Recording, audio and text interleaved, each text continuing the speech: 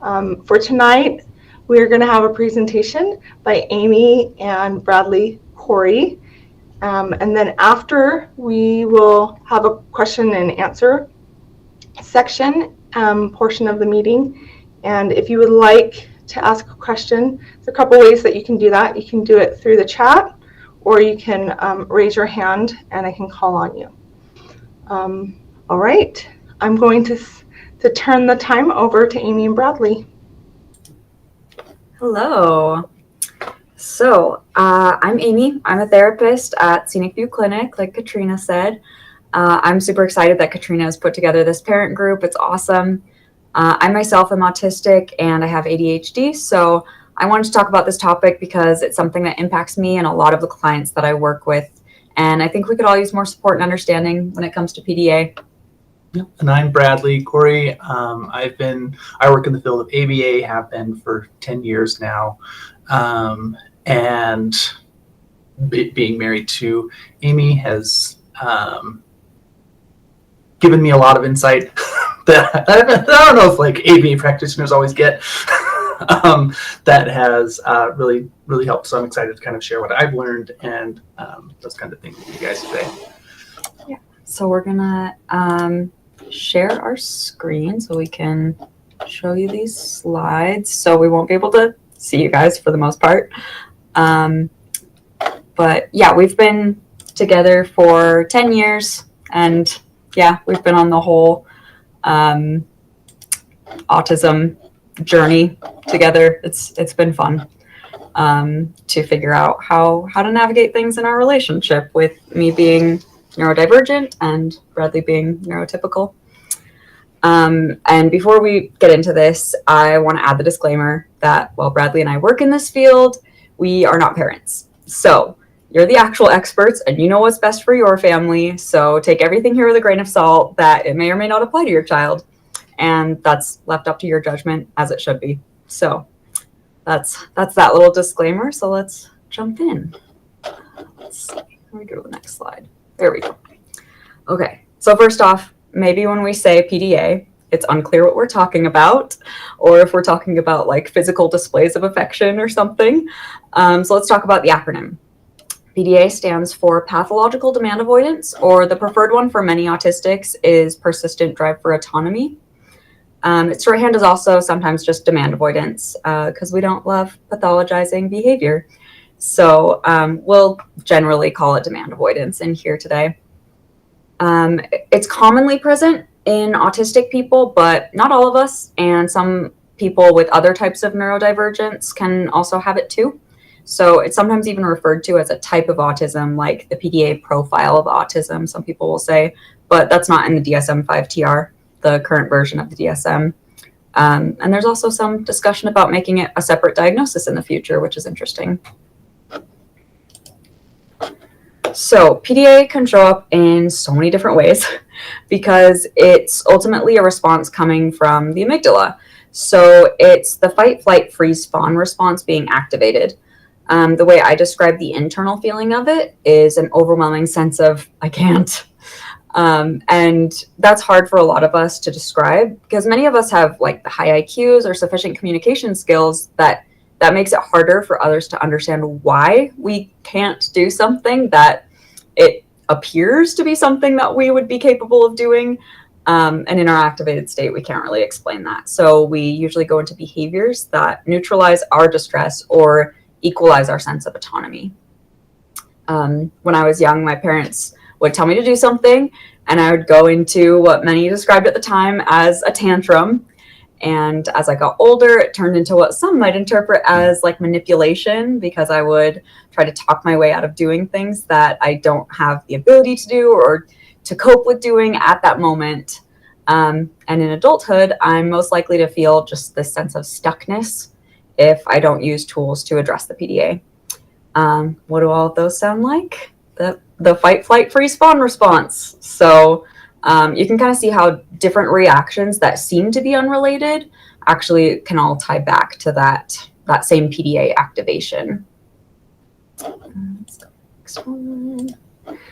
So an example that I think everyone can relate to without PDA is this. you're sitting on the couch, you're watching the last 5 minutes of a TV show, and your plan is to clean the kitchen right after it ends, even though you're exhausted because you've been working yourself up to it. Someone walks into the room at that exact moment and says to you, you need to go clean the kitchen now. I think most people kind of have this immediate emotional response rise up that almost comes off as like defiance. Like, well, I was going to, but now I'm not gonna. I'm going to watch another episode instead. And while that doesn't really capture the intensity of the PDA response feeling, it's probably pretty close to it. And a neurodivergent person may perceive anything as a demand. So I think that's what makes this a really complex topic, is that we could give a million examples. One that not many might consider is bodily needs. So since transitions between activities are a huge struggle for a lot of us, and combined with some of that poor interoception and honestly the boring reality of taking care of a human body, like this can make it so we can unknowingly even procrastinate the demand of using the restroom until it's almost too late, or not eating until we're starving and about to pass out. So I developed this, what I call the PDA protocol, to deal with my own PDA, and it can be broken down into these 4 steps. So first, recognize. It's important for me to recognize that what's happening is a PDA response, so I'm aware that I'm going into it, so I can kind of maintain an ability to choose how I proceed. Second is regulate. I do something to regulate my body from that involuntary response. Sometimes it's something like stimming, like rocking, or sometimes it's what is called an equalizing behavior, like, you know, something like verbally complaining or like stomping my way over to do the chore, so that I kind of maintain a sense of autonomy and use that extra energy that comes with that response to do something that feels empowering to my nervous system and more regulating. Third is reasons. So I think of the reasons why I want to complete the task that triggered my PDA. Not why someone else wants me to or why I should do it, but why I want to do it. Often this ends up being that it saves future me from some type of suffering or negative consequences. So I'm looking out for that person now. Fourth is ramp up. I ramp up to the task by chunking it down to something like, okay, all I need to do first is stand up and I'll go from there. Or I'll do a preferred task before the hard one just to give me some momentum. So to build up to it in a way. So how do you go back? Sorry. So while he's fixing that for me, the whole process for me can look something like this. So I have spent the evening relaxing after work, and it's time to move from my living room to my bedroom. First, my spouse asks me if we should go to bed, and he doesn't tell me because that would trigger me. And I feel that sense of I can't creep up, and I know what's happening. So that's that first step.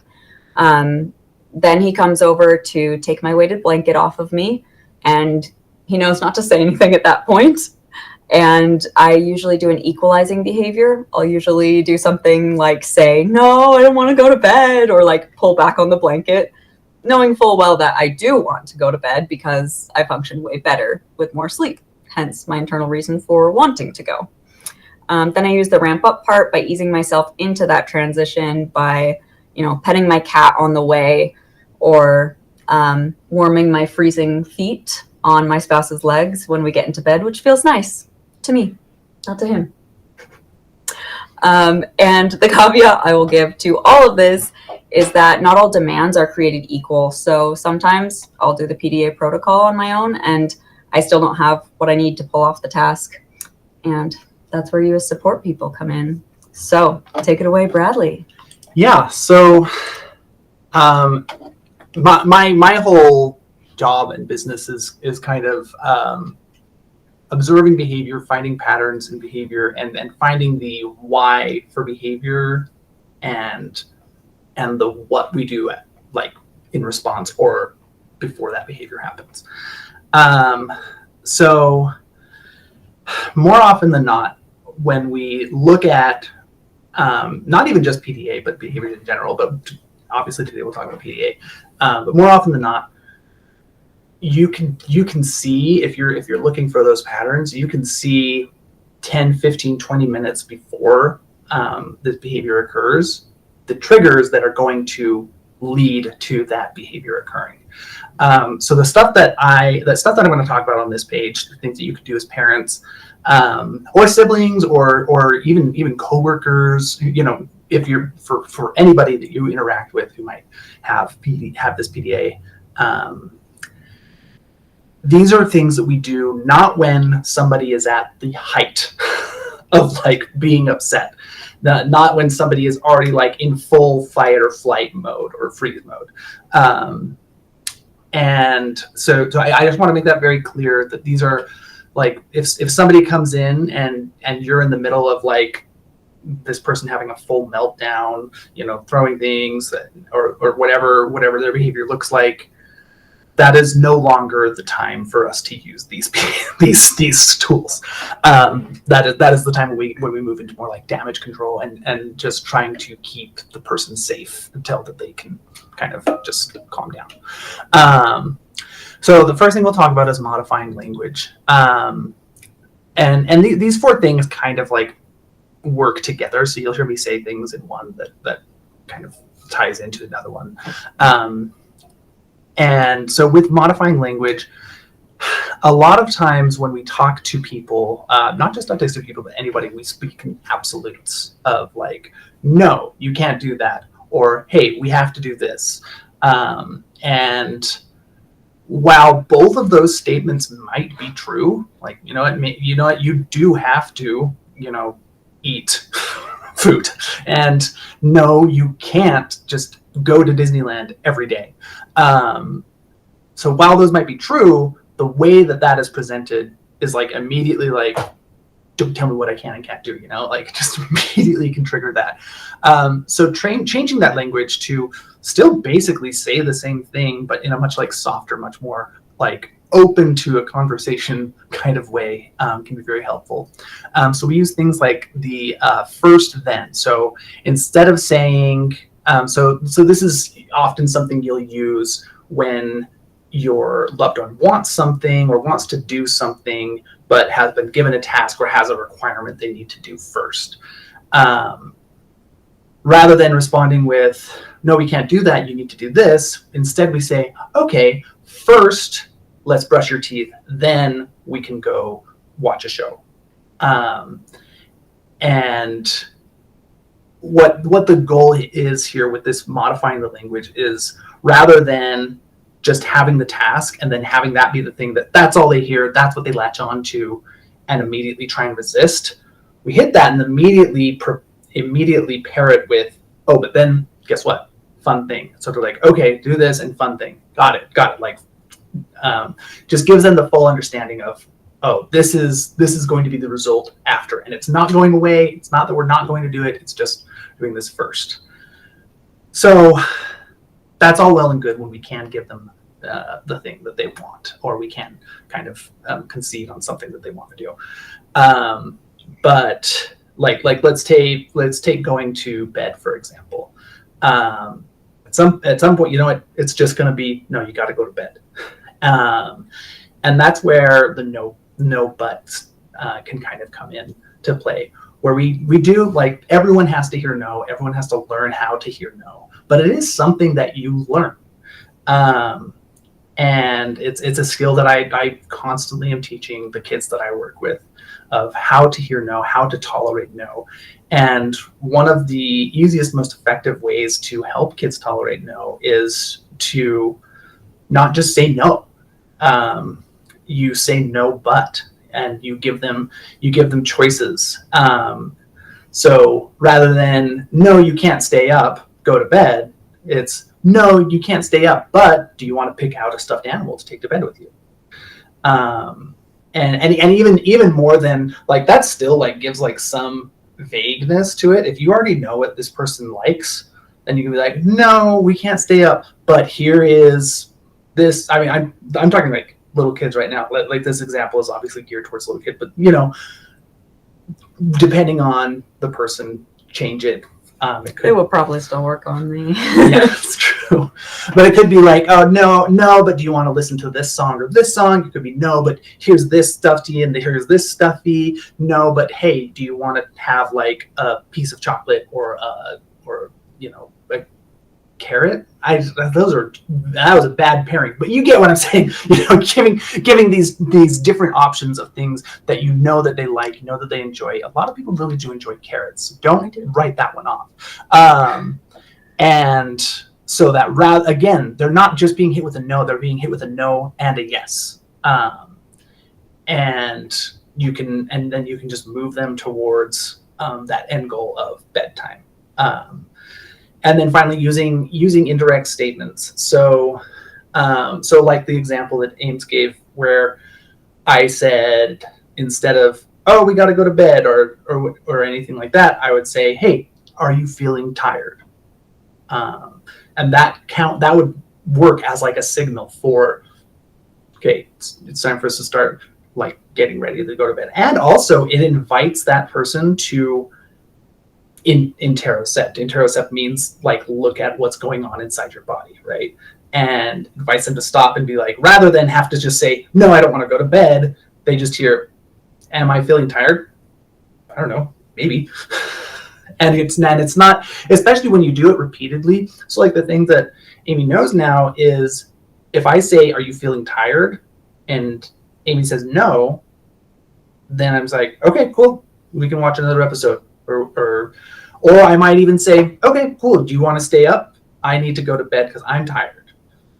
More often than not, with that, Amy says, well, I mean, if you're going to bed, I'm going to bed too. It's not always going to work with every person, but that's where, again, like, you don't have to immediately go into that fight. And that leads into our next thing about working with them, not against them. And how it's not a matter of like, oh, this person doesn't want to do this, and that's like an affront to me. This person is personally trying to attack me because they don't want to do this. It's almost without fail, every person that I've worked with, every kid, every teenager I've worked with has loved the people that they are with. Love their parents, love their siblings, and they don't like out to get them. They aren't out to like plotting like, how am I going to hurt this person today?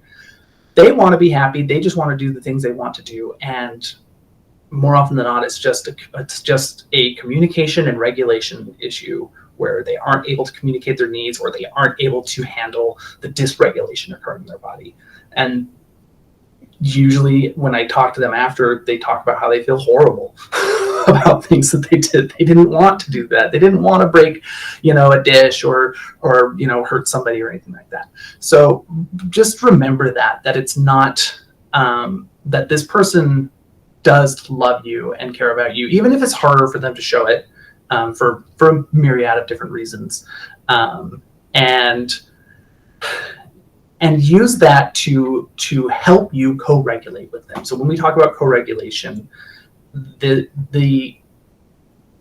is something that I see with parents a lot. So I'm gonna give you an example of something that happened with one of the kids I worked with, where I didn't know as much about PDA at the time, but he definitely had PDA, and I arrived at the house, and I just started working with this kid. And a lot of times people use visual aids. Neurodivergent and neurotypical people use visual aids to help them. If you've used a calendar app, you've used a visual aid to help you complete a task. So a lot of times we'll use visual aids, visual schedules, and things to help autistic individuals get things done. So I come in shortly after I arrive. This kid starts to kind of escalate and have some issues, start yelling and start getting kind of aggressive. The RBT that was there, RBT is like our term for like a direct care staff, is there with him, and mom is there, and they both just like amp up, and they're like, oh, we gotta get in there and like fix it. The RBT pulls up this visual of all these coping strategies: deep breaths, countdown from 5, drink water, you know, all these things. And they're like, hey, here, do you want to pick something? Do you want to pick something from your coping strategy? And he just like looks at it, he's like, get that thing away from me! You know, he's just not. And so after, like, I kind of went in and was just like, hey man, can I just like sit by you, give you some squeezes? I found that he responded well to deep pressure squeezes. I'm a big person, so like I was okay doing this. If this person is like aggressive and you're small, or they're big enough to like hurt you, I wouldn't recommend just like jumping in when they're that escalated. But anyway, so he calmed down a little bit, and we were able to get him regulated. And I came in and I just was like, hey man, I didn't even like really ask him like, what's going on? Why are you upset? Because these are all demands. Everything you ask, everything you say, even if it's not like a demand, is a demand, because they need to respond. They need to think about it. They need to, you know, do something. So all I did was just offer him things. Do you want squeezes? Do you want to take a break in your room? And once he got calmed down, I talked to the staff and I asked, hey guys, has that visual ever worked? They're like, no.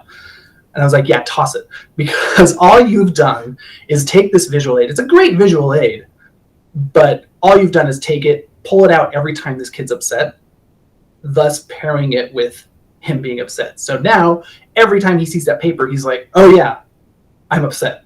And it's just like, it's very Pavlovian. Like, oh, you've just basically trained him to be more upset when he sees this visual aid. Well, and I think part of that is also like when you are the upset child or human, then someone coming at you with like, okay, here's how we fix it. And like with that high energy too, where they're like matching that energy that's so escalated, that feels like I'm not allowed to be upset. I'm not allowed to express these things. And then like we're unconsciously training this person to have low distress tolerance, because when I get upset, then mom and RBT rush in and try to like make it stop. And I think that's why a lot of PDA behaviors are equalizing, because we need to get it out. Like we need to have that sense of like release about it. And so if someone is always saying like, no, put it back, keep it in, then it kind of indirectly teaches us that it's not okay to express those things. Yeah. So just like keep an eye on like one thing I want to clarify.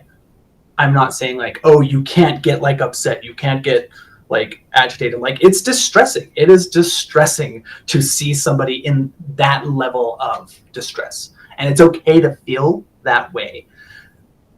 And I would say it takes practice, right? So like you're going to escalate. You're not going to like just be like calm and like cool like right off the bat, or even every time, even after practicing, you know, even after getting used to it more. You're allowed to get overstimulated too. That's a thing. But to the best of your ability, try to. And again, this is why like I would have told them like 5 steps ahead of that, like before they pulled out that paper, like, hey, why don't we all just like everyone take a step back, everyone breathe. This kid doesn't breathe, that's fine. You guys can breathe.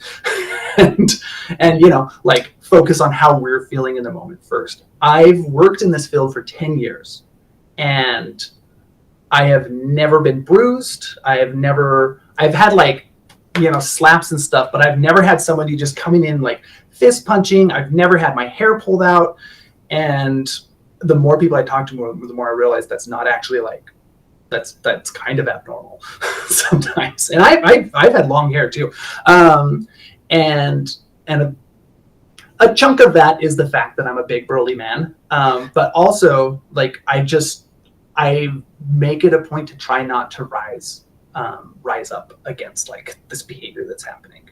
Yeah, you have an exceptionally regulating presence. And like I have to make more of a conscious effort at it because my nervous system is more active than a neurotypical's nervous system. And I like to think of it in terms of sharing my calm.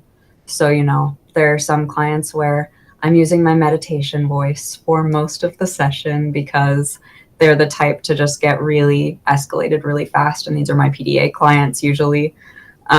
So just like focusing a lot of energy on even silently just regulating myself and recognizing that creates some co-regulation for them, just to be, for their nervous system to be around a regulated nervous system. Yeah. I'm going to move ahead quickly. I do want to make sure we have time for questions. So with the barreling head and like slowing down, I just wanted to give one more example. Same kid, same family.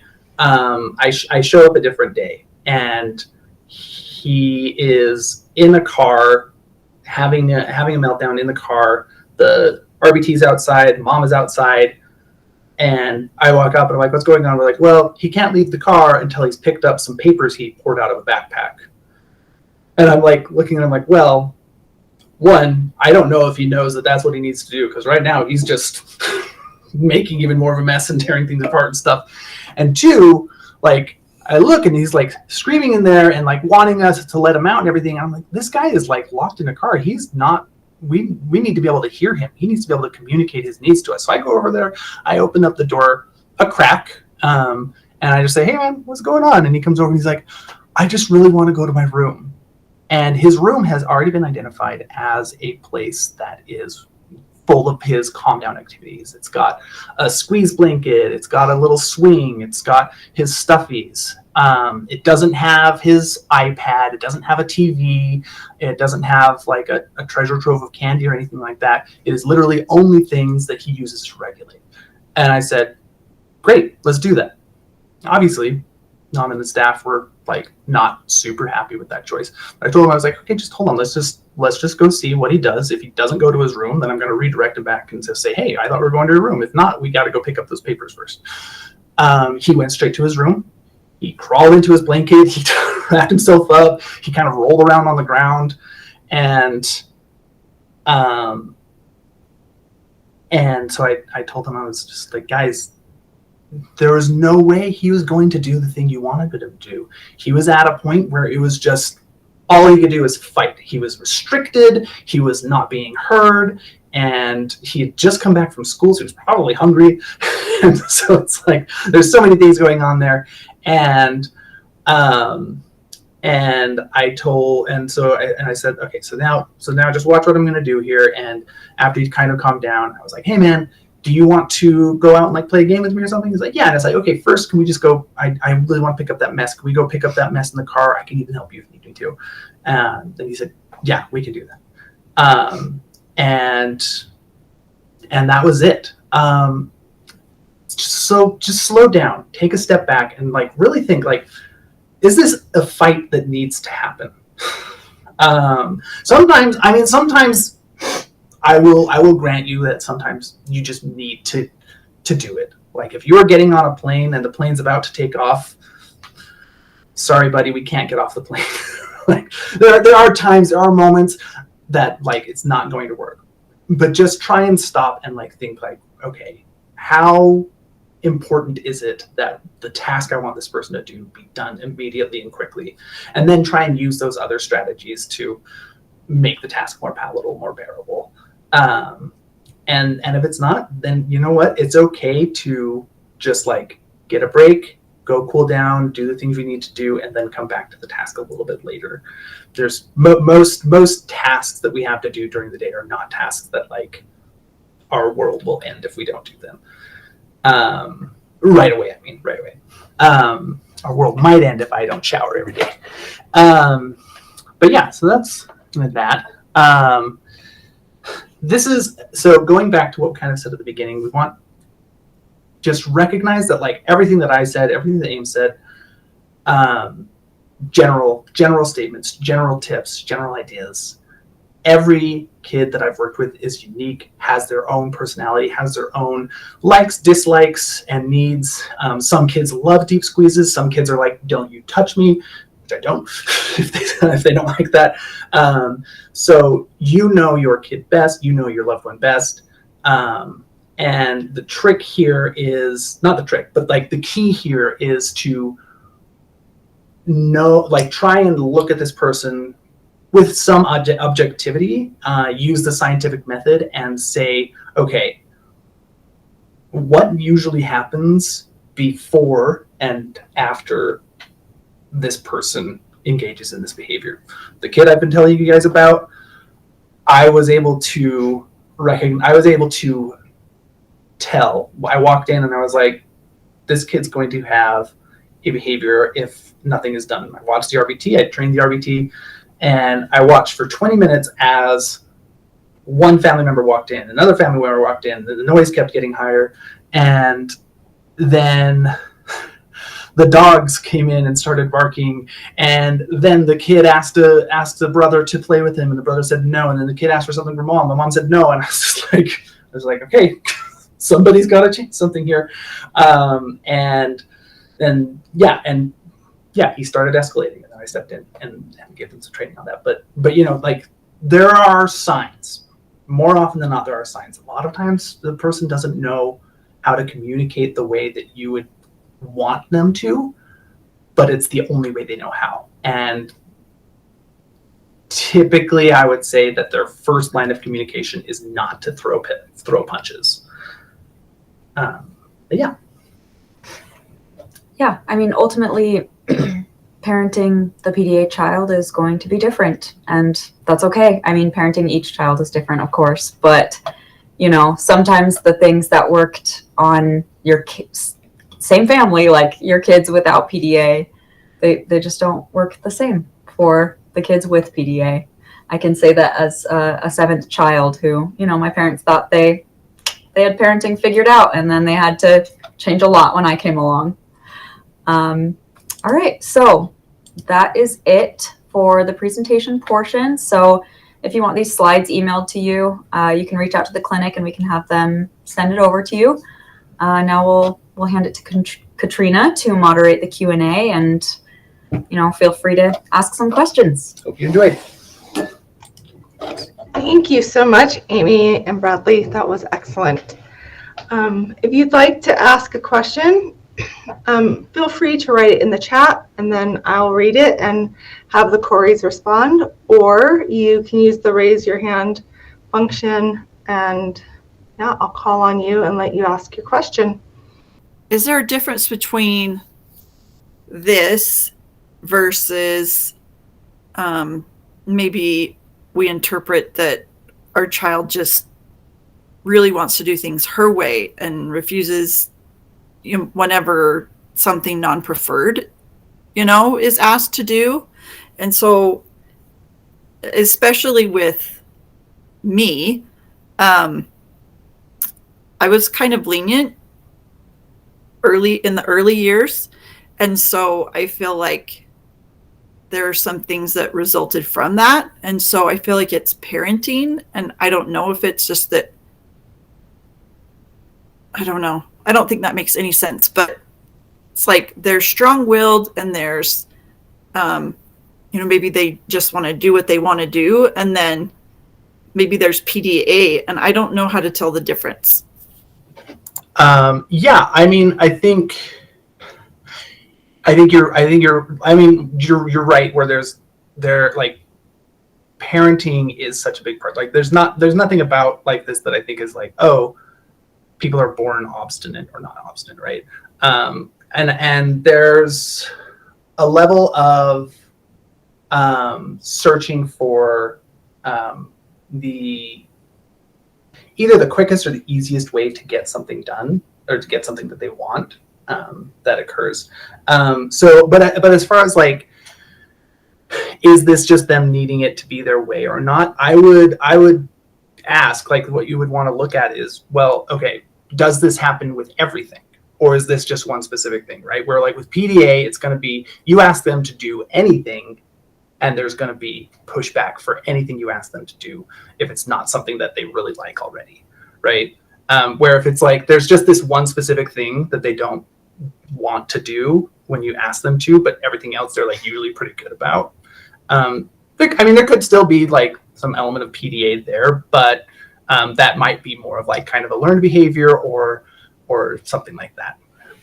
And also you can almost like feel a PDA response on like a nervous system level where like, you know, sometimes he'll just go or like something like that, and I'm like like, you're gonna make a demand of me, and like it just like is this like thing that activates, and so it's very much like he has to be like, I'm not gonna say anything, it's okay, you're fine, just you're okay, and then it's back into co-regulation mode kind of thing where it's like it's very much like, I don't know, it feels different. That's an annoying response. Well, and that goes back to what I was saying about it being like recognizing those patterns, because you can trigger PDA. So like, let's say like I started triggering Amy's PDA by doing that breath before I had to like get up or doing something. And so later, even if it wasn't related to that, me doing that breath triggers it, even if there isn't anything else, because it's signaling, oh no, demand's coming, or oh no, something I don't like is coming, right? So that's where I would also say, like, let's look at like, what are some other things? So like, maybe it's not the thing that you're asking your child to do. Maybe it's, oh, when my child is in this room and I ask, or when my child is doing this activity, or when I say to my child, like I had another parent that I work with who has a teenage daughter, and every morning she would come out and she would have dressed herself and everything, and mom would make a comment on like, either like, that's not good, go back and change, or, you know, you're okay. And she told me like, hey, my daughter's like starting to like refuse to change and like getting upset and everything. And I was like, well, that's because every time she comes out of a room, you're making a judgment on her appearance. And so I told her, like, you need to be a safe person for her. You need to be a person that she can trust and go to. So if that's what she wants to wear, that's what she wants to wear. And she'll have social consequences at school one way or the other. And we can let those social consequences kind of change her behavior. Not that I want her to be bullied, but, you know, I would rather her be bullied by a peer than bullied by her parent. Not that the parent was bullying, just, you know, teenagers can perceive things that way. Does that kind of help?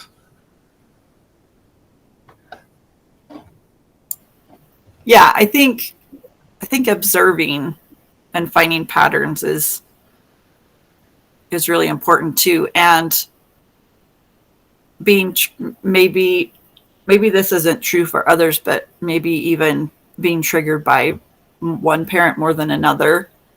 Mm-hmm. But it's how I'm communicating, it's how I'm, you know, I think you're right. There's a lot. I'll tell you this. It is very true for most, if not all, people that one parent over another is going to trigger things. The kid I told you about, whenever dad was home, see behavior spike. Dad was gone, behavior went down. I recommend you guys, like, if you are having these kind of consistent behaviors, keep kind of a journal. Obviously don't, like, while the kid's upset, like whip out your notepad and start writing, but, you know, later that evening, you know, sit down and just write down everything that you can think of that was happening kind of surrounding this event for like the 10 minutes before the event that happens, and then the 10 minutes after. And just do that for a few weeks, and you should be able to find, like, oh, here's a common thread. Maybe it's the common thread is me. And if that's the case, then okay, maybe I need to stop placing demands for a little while and just start telling my kid yes. My dad did that for me. I refused to go into my dad for things for years of my life because he always said no. And then one day my mom was gone. I needed permission, and I went to my dad, and he said yes. I learned very recently that this is because my mom told him to start saying yes. But, you know, he said yes, and I was like, oh, that's crazy. A few days later, I went and asked him something else and said yes again. It's like, oh my gosh. And like, I could start trusting him and start asking him things. So sometimes you do need to make that switch, that flip of like, okay, you know what? I've been the disciplinary. I've been the person who's kind of like kept the rules, but you know what? Now it's time to pull back on the reins a little bit, or ease off on the reins for a little bit, and maybe let my significant other, or let, you know, or maybe just change the rules. You know, again, it's deciding like, how important is this? How much do I need this? Last thing, I'm kind of a motor mouth, I'm sorry. Like last example to kind of clarify that, the teenager that I talked about, mom was having a hard time with her cleaning her room. And I talked to mom and I said, listen, I don't clean my room. My bed is currently not made. So when she's a grown up, when she's an adult, if she doesn't want to clean a room, she's not going to clean a room, and you're not going to be there to like make it happen. So I don't think it's important. She doesn't think it's important. Only you think it's important. We're just going for fire code standards. I told her the all. only thing I care about is if there's like food or like, feces or whatever, like in the room, that stuff needs to be cleaned up. Things that could like cause disease. But like clothes on the floor, she's got wrinkly clothes. She doesn't care. She doesn't care. Well, and with the pattern recognition thing, a lot of us neurodivergents are really good at pattern recognition. So, get that person involved and say like, when they're not escalated, obviously, at another point, like I've noticed that a lot of the time when this happens, like it seems like that makes you upset. So like, what's another way that we can do that? Or like, what have you noticed? And get them involved in that process too, so that they can have that, like, like we've talked about the interoception, like building up that awareness of what's happening for them and being able to find out those patterns for themselves, because that's useful. Yeah. Great question. All right, thank you. Rebecca, would you like to ask your question? Yes, actually, I think you might have answered a lot of what I was just thinking about. My daughter, she's actually 42, and her husband also is neurodivergent. And you made the comment about, hey, if their room's a mess and they don't care, they don't care. Because they are so messy. And when you were talking about, with the mom always judging her clothes, I thought, is it too late for me to do damage control? Because as a mom, even as she became, an adult, it's like she's an adult body, but this kid on the inside. And I found myself trying to micromanage her life. I've become a lot more aware. I've been stepping back a lot. But sometimes I think, do I go in and she's the kind that if you were to say, hey, that this needs to be, let's clean this or something, she's very great to do it, but she doesn't, I don't know if it's her brain just doesn't process these things have to be done, or she doesn't care. How much do I interject my life into hers, or do I just back the heck off? I don't know what to do. The age-old question, right, with parenting. Yeah, I mean, part of your question is very much like a therapist question, like how much do I intervene in my child's life? But one thing I will say is, first, it's never too late to like make adjustments. it's never too late to change like how you affect things. I'm not going to say there's not a relationship out there that can't be repaired, but I would say there's few relationships that can't be repaired if people don't put in the work, if people are willing to put in the work. So when I look at those kinds of things, we call them like daily living skills, right? Of like cleaning up, yes, dressing yourself, brushing your teeth, those kinds of things. When I like, if I were to like rank them by importance, like by level of importance, I put the things at the top, things that like are going to directly affect your health, or things that are going to like wind you up in gel or something, right? So like getting dressed, super important. You can't go outside without wearing clothes. And brushing your teeth, very important. Don't want your teeth fall out. All those kinds of things, super important. There is like a level of mess that is too much mess, and that level is the level where like people start calling CPS, right? Where I worked in a home. I worked for a DSPD for a short period, just working as a kind of just a social worker, helping families find services. And there was a family that I worked with who, like, you couldn't see the floor no matter where you were, and it was like, okay, there could be like dangerous items lying around. There's like this is a fire hazard. There's all sorts of stuff. So not knowing you very well, not knowing your daughter very well, my recommendation would just in general be again, think about like, is this important to her or is it important to you? And the ideal world is finding the things that are important to both of you. And maybe it will become important to her, but if right now you're just like this consistent trigger for her PDA, then anything that is important to you, even if it might have been important to her, isn't going to no longer be important to her, right? And in fact, it's going to be important for her to do the opposite. So I would definitely like, I support your like thoughts about like working on the repair first, that kind of thing. There is a point where I feel like it was kind of dangerous. Her husband has in the kitchen and also in the bedroom car batteries attached to jumper cables because he wants to. He's got these little solar panels in the windows. I did bring an electrician in at one point just to take a look, and he made a point. It's like it was getting dangerous. He's got so many things plugged in, just plugs inside plugs. I mean, it's just, yeah, he loves plugs so much, but the battery cables have me concerned. But the electrician actually, took them apart. He said this is just not safe. And as soon as he left, her husband put them back together again. He said, I know more about this than they do. So it's like, okay, Jesus, this is going to be a fire hazard. What can I do? Yeah. Yeah, and again, like not knowing them, I would again like recommend like looking at those patterns. One thing that's super important in all of this is, especially when you have an adult you can communicate with and receive this consent for, is seeking that consent. So again, like if you're sending somebody to their house to, go through their house and look for fire hazards without them knowing, that's probably not going to be met like with a super great response from your daughter, right? I am doing better with that, so much better.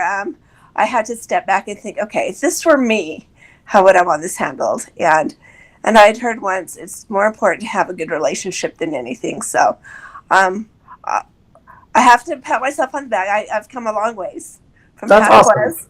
And I've gotten to where I just say, let me know if you need me to help with something, rather than I used to kind of go in and, well, you got to go do this, we've got to fix this, we've got to clean this, to what can I do to help?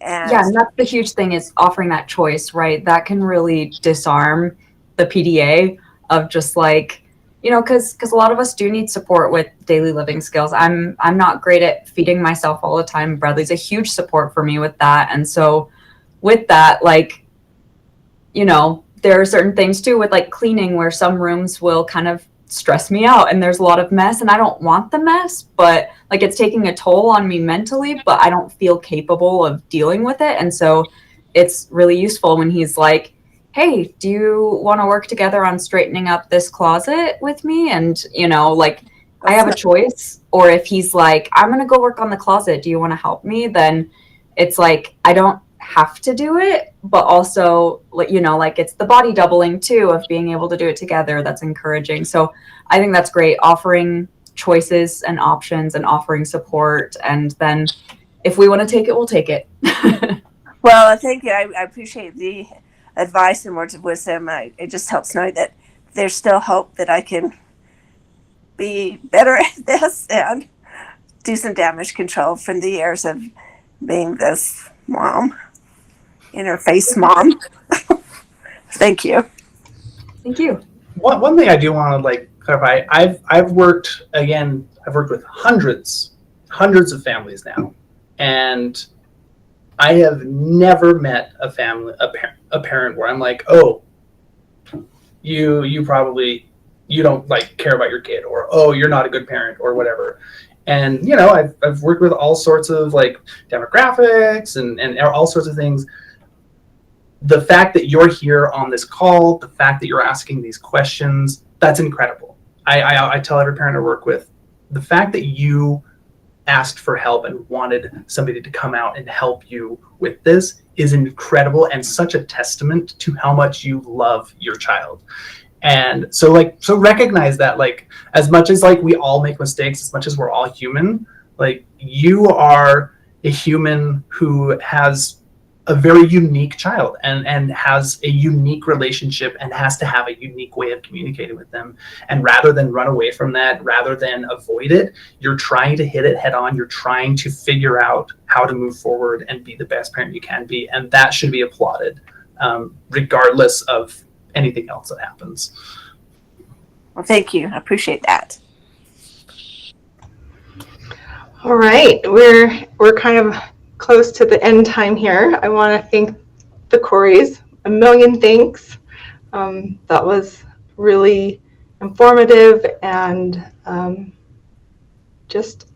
felt like it was remarkable. I gleaned some good insights from what you said. Thank you. Just a big thank you to all our participants. We're grateful that you showed up, and we hope to provide more relevant content. So if you have any suggestions, again, back on our website on the group page, you're welcome to submit any suggestions for topics you may want to hear about, and I will do my very best to try and find someone who can come and talk and share their expertise. So yeah, have a good evening. And again, if you'd like the slides, go ahead and message our clinic, and we'd be happy to send those over to you. Hope to see you next time. Bye, everyone. Thank you. Thank you so much.